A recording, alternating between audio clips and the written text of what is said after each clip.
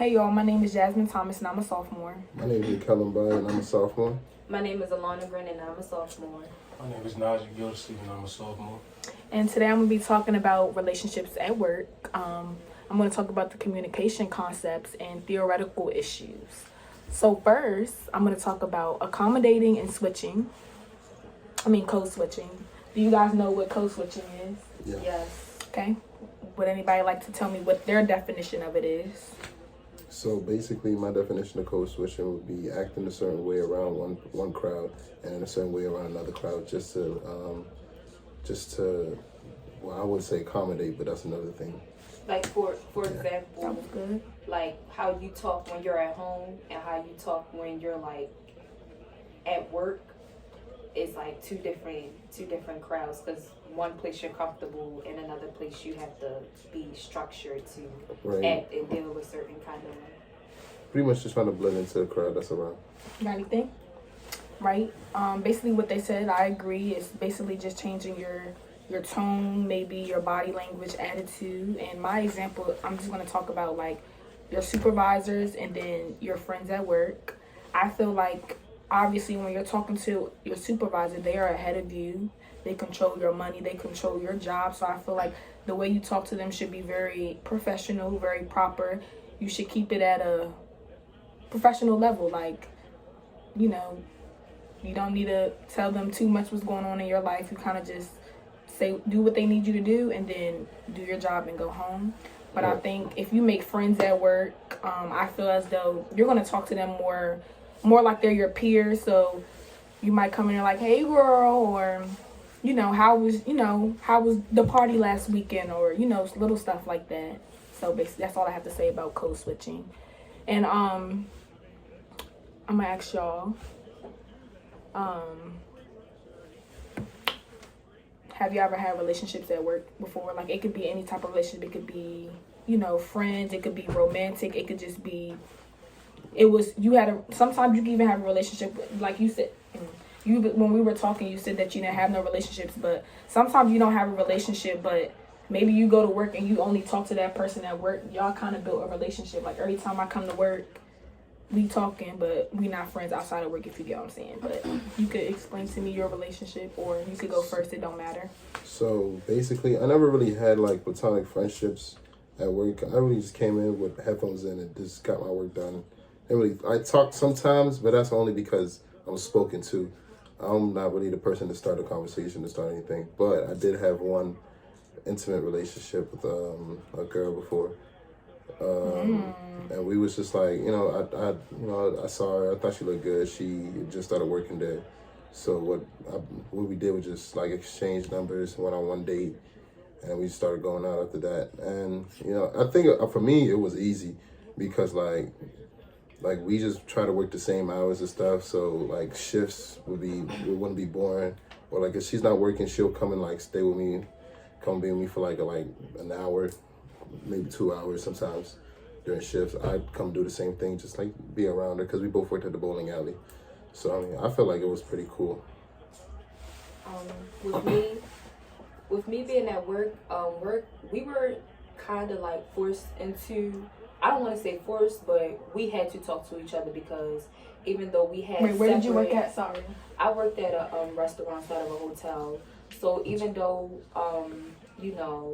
we had separate jobs we had to get done, like server, hosting, cashier, in the back, prepping, we still had to work together because we might have like family reunions coming in and different stuff like that. So it kind of like build bonds with each other, because we're the same. You might have things in common, like we're from the same neighborhood, or we know the same people. So it was just like a family oriented type of work field, even though we had to be professional all at the same time. I agree with both of you guys. I think I've never had a romantic relationship at work, because like at my job they were very strict about it, and it's really hard to kind of like, sometimes it's really hard to not show that you're with someone. So I was never interested in like being sneaky, or like, you know what I'm saying, that sneakiness wasn't for me. But as far as like building friendships at work, I definitely built some. I worked at a job where we grew up with each other in track, so we all decided to apply for the same job, got in, and it was a summer camp, by the way, too. So we had fun at the same time. And I did build my current job now, Target. I built some friendships there, but I wouldn't call them like my homegirls or like, you know, people I talk to on a daily. But when I go to work, we talk. But they're like my work friends. Like I will leave it at work. Like I'm not bringing you around the family. Like, you know what I'm saying? Like we don't need to go to the mall or nothing. Like Right. that's basically that. So I'm gonna ask y'all some more questions.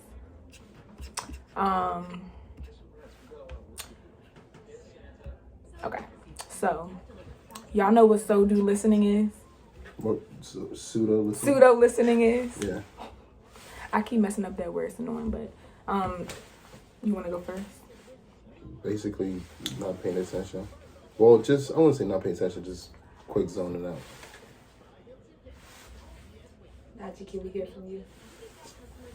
Yeah, I would love to hear from you. No, I don't want you to agree with him. I want to hear you, Najee. You have a great voice. Listening wrong. Basically zoning out when somebody's speaking. Can we hear an example? Yes, give me an example when you were at work and yes, the naggy thing that we talked So about. I had one old lady at my job. She was a nagging all the time because we used to wear aprons at work. And I don't like wearing my apron because it made me look funny in some type of way. So every day when I didn't wear my apron, she would come and nag me, and I would just be zoning out, just taking orders and just say, okay, I'll do it, but never do it. Right. Was there a time where you just didn't even know what she asked you to do? Hold on, cool. But No, I knew exactly what she said, I just didn't want to do it. Okay, cool. How about you, Lana? I mean, there's been times like when I'm tired, I kind of like zone out and I have to work early in the morning. Like, yeah, I see people, but sometimes when people's asking me questions, because I'm not paying attention, I'm trying to get things done, I often zone out. And that's like a great example of pseudo listening that I have done. Right. And my last question for y'all, do you think it's a bad habit? Yes. Because you can miss important information that's given to you. Or, you know, when you're working in like a field with customers, it's very bad because if you want to give your customers the best service, so if you're not paying attention to what they're saying, then, you know, that's already a step in a negative direction. I'll say it's a good and a bad thing. If somebody's like talking a bunch of nonsense to you, you can just zone them out and just say, okay, but it's a bad thing. If somebody can like important information, like you have to listen. Right. You got anything, Kel?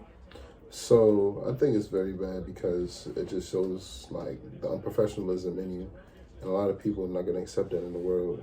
If you can't pay attention to me while I'm talking, anytime, whether I'm talking about something irrelevant, then I can't trust you to pay attention to something that's really important because listening is everything. Listening is key. If you don't listen, and you can't comprehend anything that's going to happen, and you might just end up hurt or worse. Right. That's a great point, y'all. So next, I'm gonna revisit code switching really quick because I think that's a very important concept at work. Like, if you don't know how to switch your tone, then you might not be there too long. But can y'all give me an example of when you use code switching at work, please? So for me, it would be how I talk to customers, like how I talk to certain customers. So if a white customer was to approach, because I ran the line at McDonald's, right? Mm-hmm.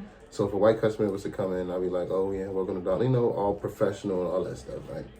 Now, once they go to the window where I take their money and I see how they look and all that stuff, I see how they act, then I act accordingly. But like if I had, wow, that's a very good point. If I have a black customer come in, and then they talk to me, like they say something, I'm gonna just, I switch up and talk how I talk usually, and then right. they just go like that. I like that. I love that example. That's a very good point. Like, okay, got any example, girl?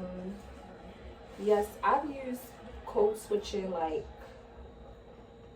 when I'm dealing with the general manager versus when I'm dealing with like my peers who I work with, the employees. Like with the general manager, I don't I don't cuss, I don't use slang, those type of things. But with my employees, because we're all about around the same age group, is different. Like, you know, I'm way more comfortable. It's way more chill.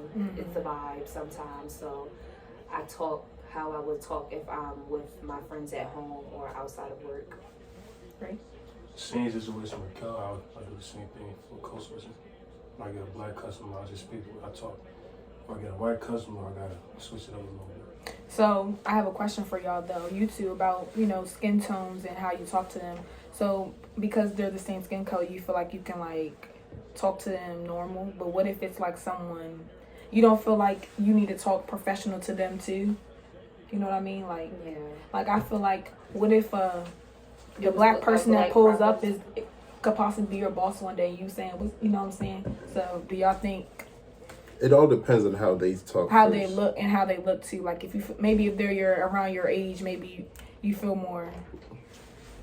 Maybe you feel more. Yeah, like I said, it just depends on how they look first. Because if they look a certain, like, if they not just look, if they sound a certain way, they talk a certain way, then, you know, say, like, you can say how you want it, but not, but, you know, looks and all that stuff could be deceiving. Right. Because one time I did have I had this one black lady come in, and, you know, she was talking, you know, how, she was talking how, you know, everyone usually talks for real. But she had a very nasty attitude and made it seem like we had to be very professional, all that stuff. So, you know, it's always important to be professional all the times, but you just got to watch who you really do it around. You got to just see all that. Yep. Once again, I agree with both of y'all. My example will probably be how I talk to my peers versus how I talk to the kids in my camp. Now, obviously, they're younger, so I'm going to talk to them a different way. I'm not gonna talk to them like they're grown. Like, I'm gonna treat them like how old they are. And some of them were like 6, so, you know, accidentally sometimes I'll talk like a little baby. Like, and I'm like, you know, just code switch. Like, you want to go play with them over there? Like, I'm not talking like that to regular people. But yeah. So my last question is, how could code switching benefit you guys? You never know. You might be nice to that one person and really professional to that one person that might end up giving you like a scholarship or a job or just something like an important life opportunity. So code switching can go a long way. I agree with it. Lana? I agree with Mikkel. I feel like, you know, it benefit me in lots of ways because it allows me to work on when I am in a proper setting and I have to be professional. It kind of like works with, you know, me improving my professionalism. Right. Yeah, and my mom always told me, like, be careful who you're rude to and, you know, who you're nasty to, because you never know, that might become your boss one day, or one day you might see them again. So I think it's really, an opportunity. right, it's very respectful it's a good thing to just practice knowing who to talk to and how to talk to them. Right. Good So, etiquette. yes. So to wrap this up, I basically talked to you guys about relationships at work. You had a romantic relationship before and you said it went well. You've had relationships that were, you know, close family oriented, and, you know, I've had that one, not that one. And I will say, I think that it's very important to just know how to talk to people, and yeah, that's all I got. Thank you guys for watching. Peace. Let's do it like a YouTube thing. We'll be like, Bye. bye.